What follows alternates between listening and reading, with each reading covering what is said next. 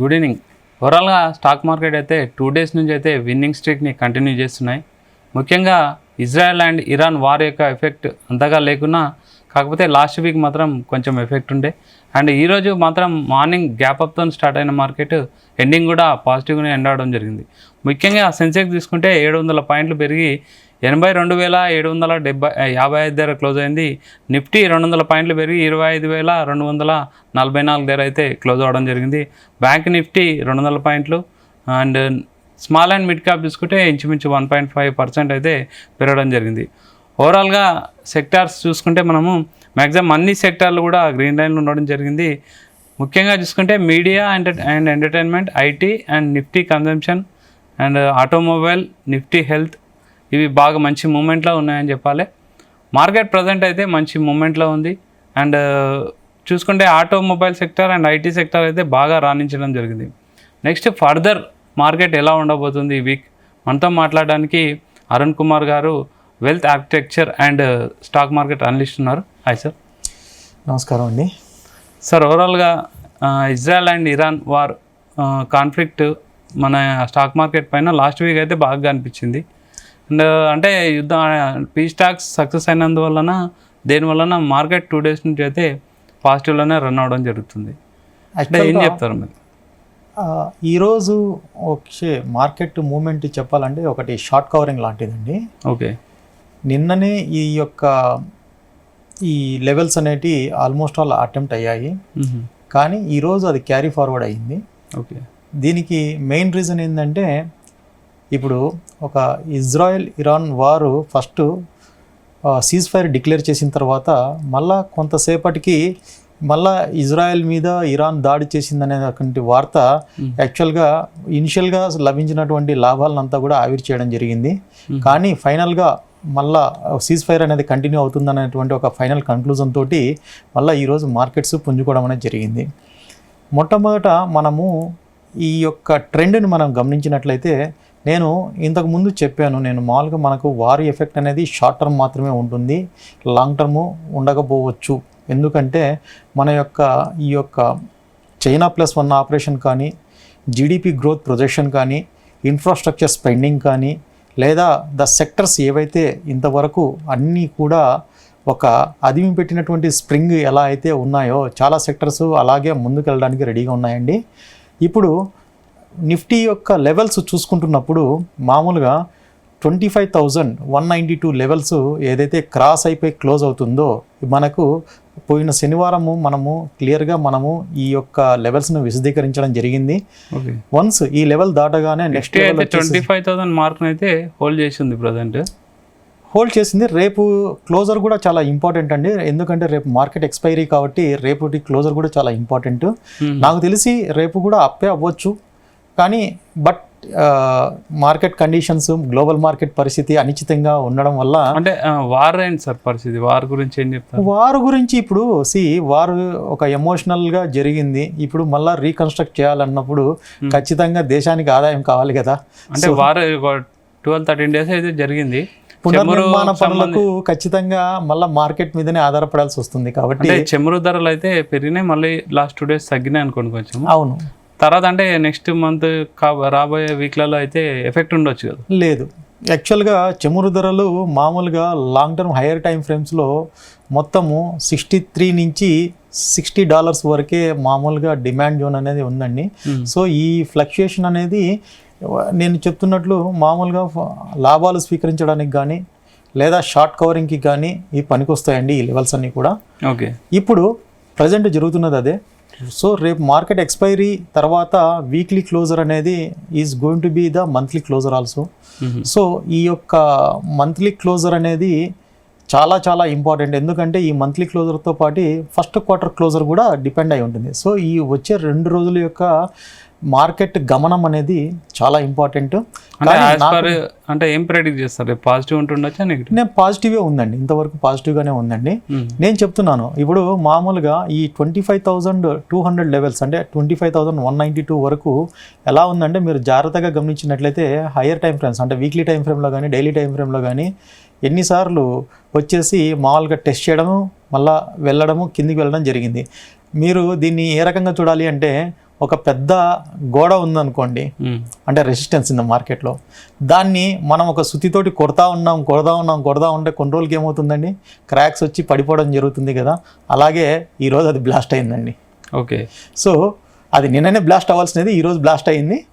Anyway, రేపు expiry ఉంది కాబట్టి నేను కొద్దిగా మన యొక్క ఎవరైతే స్టాక్ మార్కెట్ ఈ యొక్క మన జీ తెలుగు ద్వారా ఫాలో అయ్యే అందరికీ కూడా చెప్పే విన్నపం ఏంటంటే కొద్దిగా కాషియస్గా, కొద్దిగా జాగ్రత్తగా ఉండండి. మార్కెట్ అప్ ట్రెండ్లో ఉన్నా సరే మనము ఇప్పుడు ప్రజెంట్ ఏంటంటే లోయర్ టైం ఫ్రేమ్స్లో పీక్లో ఉండడం వల్ల సప్లై డిమాండ్ కానీ లేదా సపోర్ట్ అండ్ రెసిస్టెన్స్ జోన్స్ కానీ కొంత మనకు పాజిటివ్గానే ఉన్నా కూడా మనము కొద్దిగా అప్రమత్తంగా ఉండాల్సినటువంటి సమయం ఉంది. ఏదైనా కూడా లాట్ సైజెస్ మాత్రం కొద్దిగా తక్కువగా తీసుకొని చేసుకోవాలని నేను నా విన్నపంగా చెప్తున్నాను. సార్, ఇంకోటి ముఖ్యంగా సెక్టార్ వైజ్ చూసుకుంటే మనము media, entertainment and IT sector బాగా మూమెంట్లో ఉన్నాయి. ఐటీ సెక్టర్ అంటే యుఎస్ సంబంధించి కానీ వారు ఏదైనా ఫస్ట్ ఎఫెక్ట్ అయ్యేది ఐటీ సెక్టర్. కానీ ఐటీ సెక్టర్లో ఇన్వెస్ట్ చేయొచ్చు సార్? ప్రజెంట్ ఇన్వెస్టర్లకు ఏం చెప్తారు? ఐటీ సెక్టర్ ఇంకా కొద్దిగా కరెక్షన్ అనేది ఉందండి.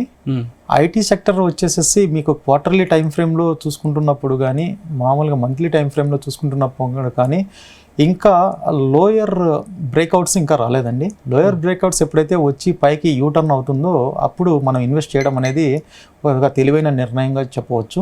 సో ఆ టైంలో ఖచ్చితమైనటువంటి స్టాక్స్ కానీ ఇప్పుడు కూడా నేను చెప్తున్నాను, ఇన్స్టెడ్ ఆఫ్ టీసీఎస్, ఇన్ఫోసిస్, ఎస్సీఎల్ టెక్లో పెట్టడం కంటే కూడా మీరు మామూలుగా ఒక సొనాటా సాఫ్ట్వేర్ కానీ లేదా ఏదైతే వాళ్ళ ఎంఫసిస్ కానీ, కోఫోర్జ్ కానీ, ఈ పర్సిస్టెన్స్ కానీ ఇలాంటి వాటిలో ఎల్టీఐఎం కానీ వీటిల్లో పెట్టుకోవడం అనేది మీకు ఎక్కువ లాభాలు సంపాదించే దిశగా ఉండదు. అంటే యూఎస్ బేస్డ్ కంపెనీ కాకుండా సర్వీస్ బేస్డ్, యూఎస్లో కూడా ప్రాజెక్ట్ బేస్డ్ కాకుండా సర్వీస్ బేస్డ్ ఉన్నటువంటి కంపెనీస్లో ఎప్పుడైతే ఇన్వెస్ట్మెంట్ స్టార్ట్ చేస్తారో మంచి లాభాలు వచ్చేదానికి అవకాశం ఉంటుందండి.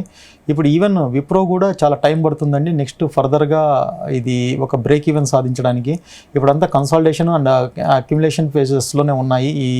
ఇప్పుడు టీసీఎస్ కానీ, ఇన్ఫోసిస్ కానీ, ఏదైతే మాల్ విప్రో కానీ, టెక్ఎం కానీ, హెచ్ఎల్ టెక్నాలజీ కానీ ఇవన్నీ కూడా కన్సాలిడేషన్ అండ్ అక్యుములేషన్ ఫేజెస్లోనే ఉన్నాయండి. మిగతావి నేను ఏదైతే చెప్పానో ఎల్టీఐఎం కానీ, మామూలుగా కోఫోర్స్ కానీ, పర్సిస్టెన్స్ కానీ ఇవన్నీ కూడా ఎంఫసిస్ కానీ ఇవన్నీ కూడా కొద్దిగా సర్వీస్ బేస్డ్, సొనాటా సాఫ్ట్వేర్ కానీ సర్వీస్ బేస్డ్లో ఉన్నాయి కాబట్టి వీటికి కొద్దిగా వీటన్నిటి అంటే ముందు చెప్పిన వాటికంటే కూడా వీటిలో ఎక్కువగా ప్రాఫిట్స్ సంపాదించడానికి అవకాశం ఉంటుందండి. సార్, ముఖ్యంగా చూసుకుంటే ఆర్బీఐ రేట్ కట్స్ తర్వాత బ్యాంక్ సంబంధించిన సెక్టర్ అంతా కొంచెం మంచి మూమెంట్ కనిపించింది. కానీ తర్వాత చూసుకుంటే బ్యాంకింగ్ దాంట్లో ఎక్కువ మూమెంట్ లేదు. ఇన్వెస్టర్లు ఏం చెప్తారు? ఇన్వెస్ట్ చేయొచ్చా? లేదండి, కొద్దిగా బ్యాంకింగ్ సెక్టర్ కొద్దిగా అప్రమత్తంగా ఉండాల్సిన అవసరం ఉంది. పీక్ లెవెల్స్కి రాలేదండి, ఇంకా అనుకున్నంత పీక్ లెవెల్స్కి రాలేదు. బట్ ఇప్పుడు ఏమవుతుందంటే మనము మార్కెట్ని మీరు ఇప్పుడున్నటువంటి వాలటాలిటీని కానీ మార్కెట్ యొక్క గమనాన్ని మీరు గమనించినట్లయితే స్టాండర్డ్ డీవియేషన్ అనేది +1కి దగ్గరగా వెళ్తూ ఉందండి. +1కి దగ్గరగా ఉండి అది +2 వరకు వెళ్ళాలి అనుకున్నప్పుడు ఈ బ్రేక్అవుట్స్ని దాటి వెళ్ళాలండి. లేదంటే మళ్ళీ మీన్కి వచ్చేదానికి అంటే జీరోకి వచ్చేదానికి అవకాశం ఉంటుంది. కాబట్టి ఈ యొక్క హయ్యర్ టైం ఫ్రేమ్స్లో కొద్దిగా ఇంకా గమనం అనేది ఈ క్వార్టర్ ఎండ్ అయిన తర్వాత కొంత కన్క్లూజివ్గా ఉంటుంది. కాబట్టి ఈ యొక్క బిఎఫ్ఎస్ఐ సెక్టర్ ఇంకా ముందుకెళ్ళడానికి ఉంటుంది. నా అంచనా ప్రకారము ఈవెన్ పిఎస్యు బ్యాంక్స్ కంటే కూడా ప్రైవేట్ బ్యాంక్స్ చాలా ముందుకు తీసుకెళ్ళడానికి అవకాశం ఉంటుంది. మొట్టమొదటిగా మనం చెప్పుకోవాల్సింది వీటిల్లో యాక్సిస్ బ్యాంకు, ఐసిఐసిఐ చాలా ముందున్నాయండి. కోటక్ బ్యాంకు, హెచ్డిఎఫ్సి కొంత స్టాగ్నెట్ అయ్యిందండి. మళ్ళా కూడా ఇది పుంజుకునేదానికి అవకాశాలు ఉన్నాయి. లాంగ్ టర్మ్లో ఎలాంటి ఇబ్బంది లేదు. బట్ ప్రజెంట్ అయితే మాత్రము ప్రైవేట్ బ్యాంక్సే లీడ్ చేయడానికి, బ్యాంక్ ఈజ్ నిఫ్టీని లీడ్ చేయడానికి అవకాశం ఉంది. ఓకే సార్, ఇప్పుడు జూన్లో ఒక 2-3 ట్రేడింగ్ డేస్ ఉంటాయి. జూన్ ఎండ్ అయిపోతుంది.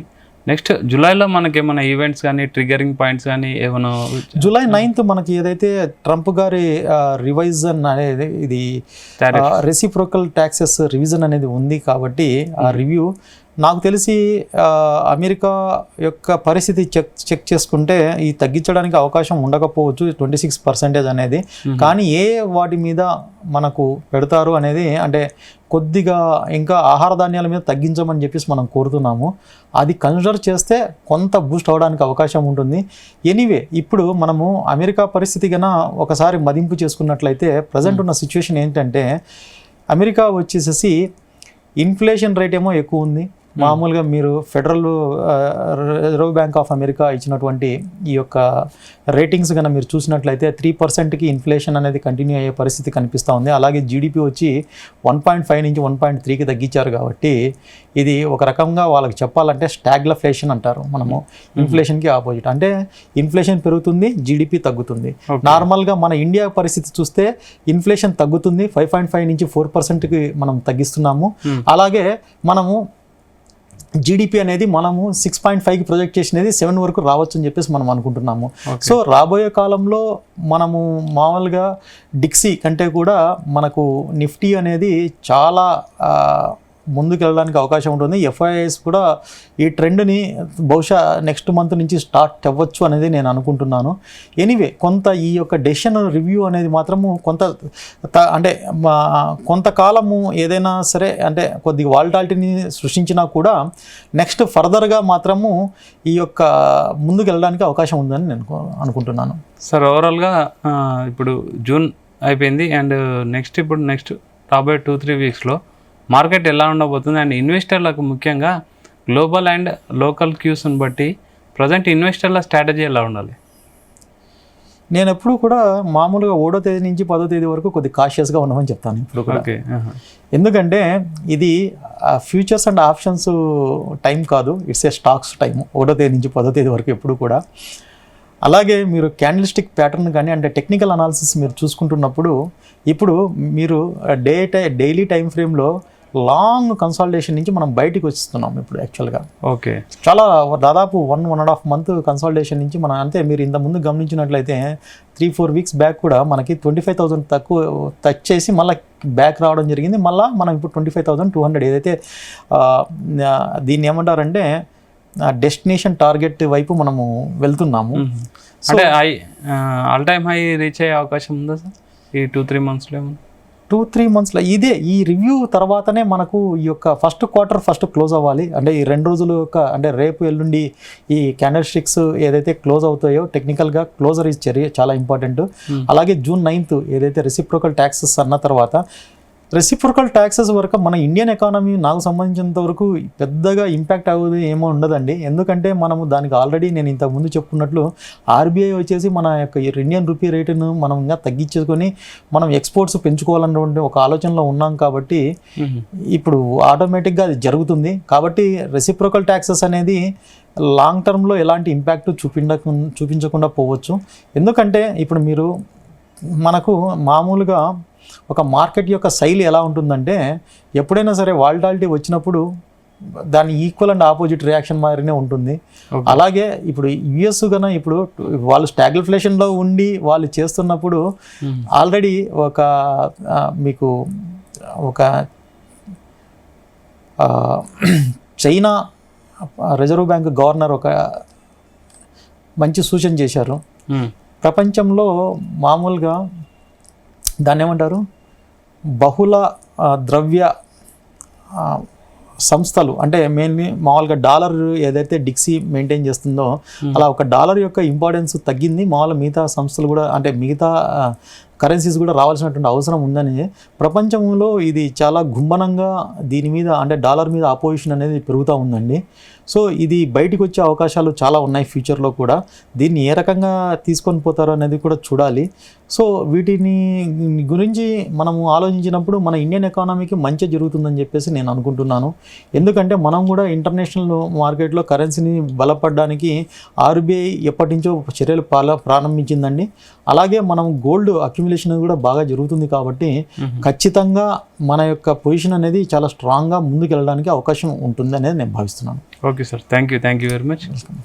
సో ఇది మార్కెట్ అయితే ప్రజెంట్ మన గ్లోబల్ క్యూస్ ఎలా ఉన్నా సరే మన ఇండియన్ ఎకనామీ అయితే కొంచెం స్ట్రాంగ్గానే ఉంది. ఎలాంటి టెన్షన్ పడాల్సిన అవసరం లేదని అయితే అరుణ్ కుమార్ గారు చెప్తున్నారు. Keep watching Zee Telugu news.